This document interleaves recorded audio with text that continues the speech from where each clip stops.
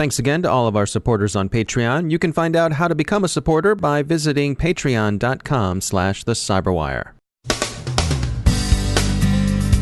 Fancy Bear has some new dance steps. OceanLotus and Sowbug snoop on ASEAN and Latin America, respectively.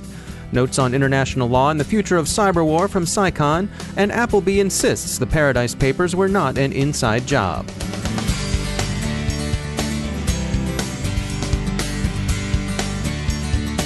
Here's a quick note about our sponsor, E8 Security. We've all heard a lot about artificial intelligence and machine learning. Hey, who of a certain age doesn't know that SkyNet achieved self-awareness and sent the Terminator back to take care of business? But that's science fiction, and not even very plausible science fiction. But the artificial intelligence and machine learning that E8 is talking about isn't science fiction at all. They're here today. And E8's white paper, available at e8security.com/cyberwire, can guide you through the big picture of these still emerging but already proven technologies. We all need to turn data into understanding and information into meaning. AI and machine learning can help you do that. See what they can do for you at e8security.com/cyberwire. And we thank E8 for sponsoring our show.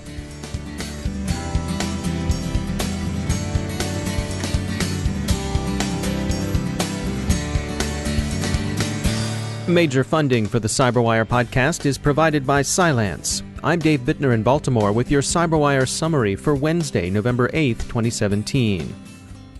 Some industry news today, briefly, before we get to the cloak-and-keyboard stuff.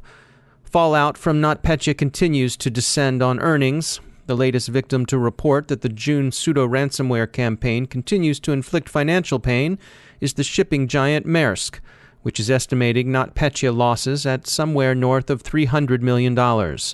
We're likely to hear more such reports from other companies as they continue their return to normal operations. There's less unpleasant industry news as well. The New York Times reported in an exclusive that Prague-based antivirus firm Avast is preparing for an IPO that could be priced in the billions. In other business news, security firm Proofpoint is a buyer. It's announced its purchase of CloudMark for a reported $110 million. CloudMark isn't the only acquisition target. U.S. private equity firm Warburg Pincus is said to have increased its 21% stake in Israeli cybersecurity shop Siren to a controlling 75%. Warburg Pincus invested $19.6 million in Siren to acquire its current fraction of ownership. And container security company New Vector announces that it's raised $7 million, which it intends to use to build up engineering and sales operations. Misconfigured AWS S3 buckets continue to make trouble. Accenture recently narrowly escaped what observers believe might have been a significant breach. Amazon is trying to give its AWS customers easier ways of avoiding missteps in the cloud. The cloud provider has moved to add encryption by default to customers' S3 buckets. The SINET Showcase event is taking place in Washington, D.C. today and tomorrow, highlighting the SINET 16 Innovation Awards, presented to the company's SINET's panel of judges deems the most innovative and compelling. Robert Rodriguez is the chairman and founder of SINET, and I asked him to describe some of the trends he's seeing in cybersecurity. We've moved from a prevention and detection environment. I mean, we still do that, of course, but we're more into response, incident response. But the big word today, resilience. That's what board of directors and CEOs want to know. Okay, they're in. When we get hit, what does that mean to our resiliency? When can we be back up? How do we minimize shareholder value loss, brand reputation, tangible and intangible? The other area that I think is interesting is the orchestration and automation. That's an area that we need to go to, and more companies are in that space. There's also an increase of companies in the deception space that is trending. However, when I talk to CISOs, I ask, is it a nice to have or need to have? And what I get from them is it's important, but it's a nice to have. And that doesn't mean that that's correct and accurate, but that's the feedback I've received from some of the CISOs that I know. I think also in terms of trends, let's talk about cultural trends, right, in the marketplace. And I think this is really important because we're in cybersecurity and there's a lot of risk out there, and there's been a lot of attacks and Equifax and Target and Home Depot and OPM over the years. The problem doesn't seem to be going away anytime soon. I would say that the buyers, the CISOs, have been harder to get to by the companies. And I'm getting feedback from the companies that they want to start building more purpose-driven type of events, that they focus on building really trust-based relationships with the CISOs. And they do an offsite that is focused on a thought leadership discussion, not a pitch of the technology or solution that the company has, whether it's in orchestration or whether it's incident response. They want to start doing these kind of things and maybe some private offsite with networking and dinners, because it's really about the relationships.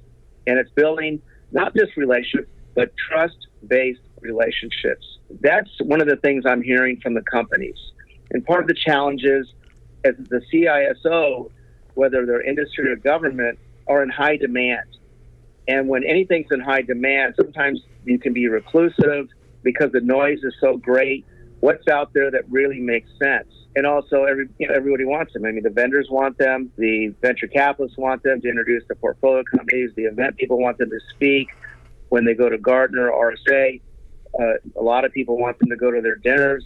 And so they get pulled in different directions, and it just makes it harder to get to them. I think the word that corporate uses today, building purpose-driven companies, that needs to go down to the entrepreneur and defining a very strong mission, a strong sense of purpose, a strong sense of culture that is, we're all in here together. We're here to help the CISOs that are protecting the brand and reputation and critical infrastructure of their respective entities, and really listen to what their challenges are, what their problems are, and go into it as a team. Of course, I want them to succeed with the sales, but I think sales need to come second behind the relationship. And if they do that, I think they'll have greater success. That's Robert Rodriguez from SINET. The SINET Showcase event is in Washington, D.C. today and tomorrow at the National Press Club. We'll have more coverage of the event tomorrow. There's more news today about cyber espionage, and we turn to 3 spy stories.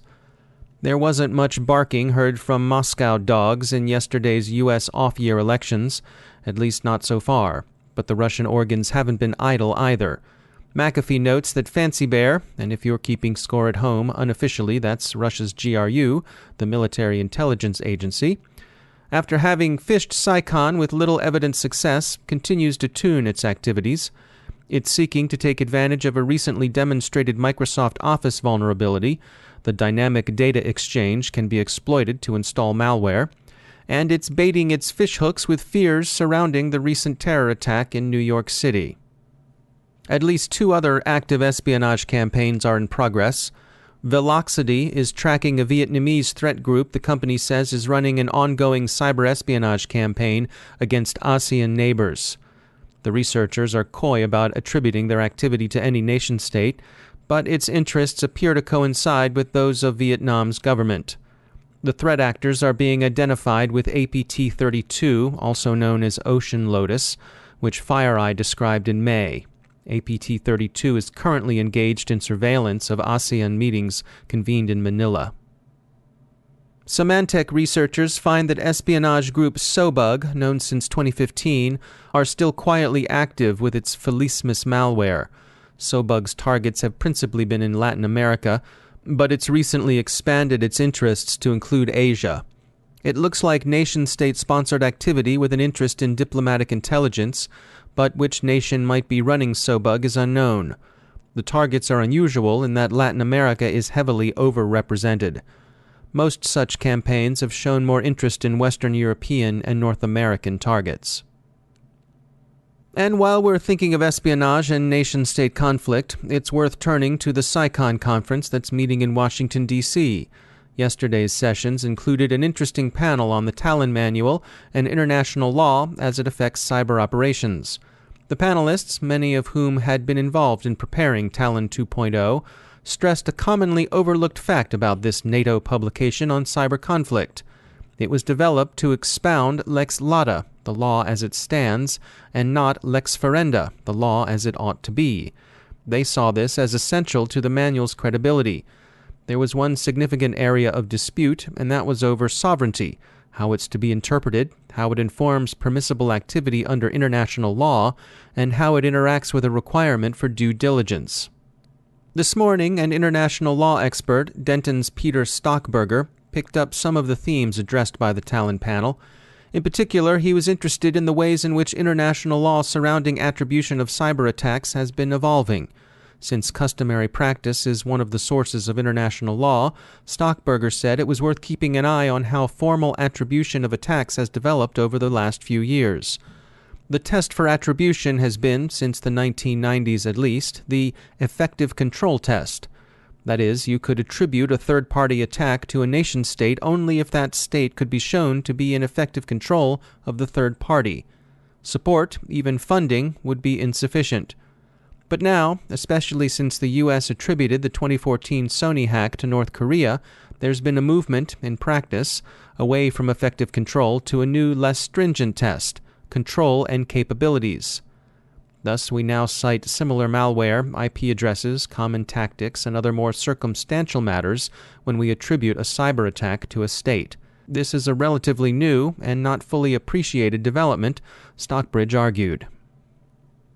New America's Peter Singer, who delivered the morning keynote, was in fine full futurist fig, giving the symposiasts much to think about concerning the ways in which emerging technologies like robotics, artificial intelligence, big data, and even human enhancement are going to change the way militaries organize, recruit, train, and fight. They're going to be bigger than the steam engine, bigger than the airplane, bigger than the computer itself. We'll have more on his talk and other presentations at CyCon later this week.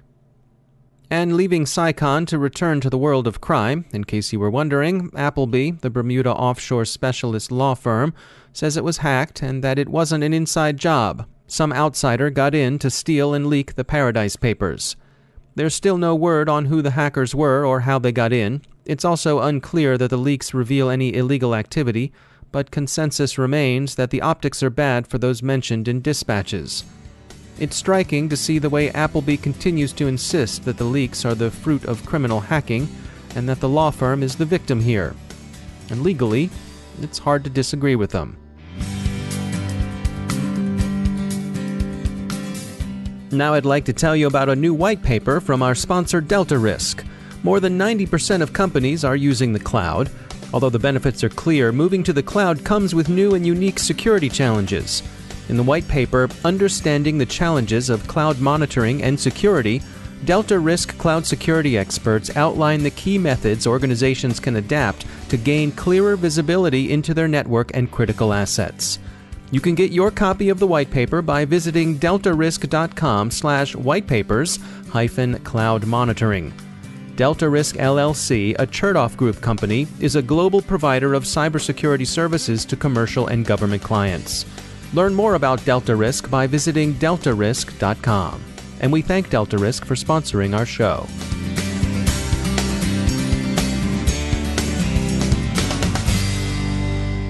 And I'm pleased to be joined once again by Joe Carrigan. He's from the Johns Hopkins University Information Security Institute.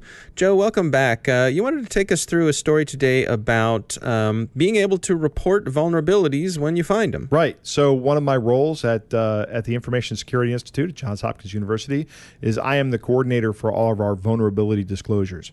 So what that means is when we find a vulnerability, we have a policy that says the first thing we're going to do is notify the person who is responsible for maintaining this product, library, thing, whatever it is, that we found this vulnerability and provide them with an opportunity to fix it. Okay. Before we release it to the general public.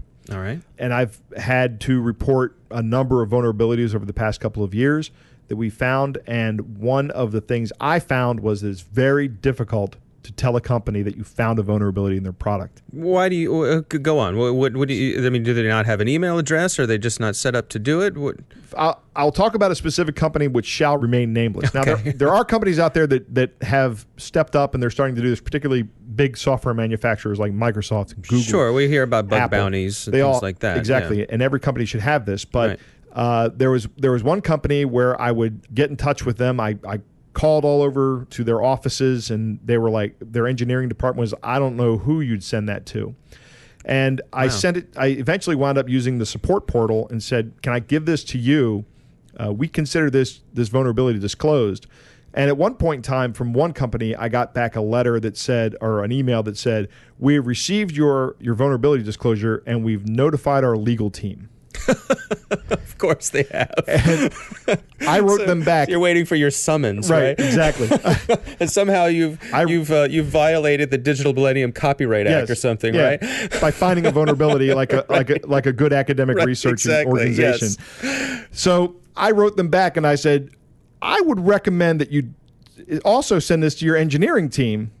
You're free to send it to whomever you please. Right. But the legal people are not going to fix this problem for you, and we consider it disclosed, and we're going to disclose it to the public after our non-disclosure period. I see.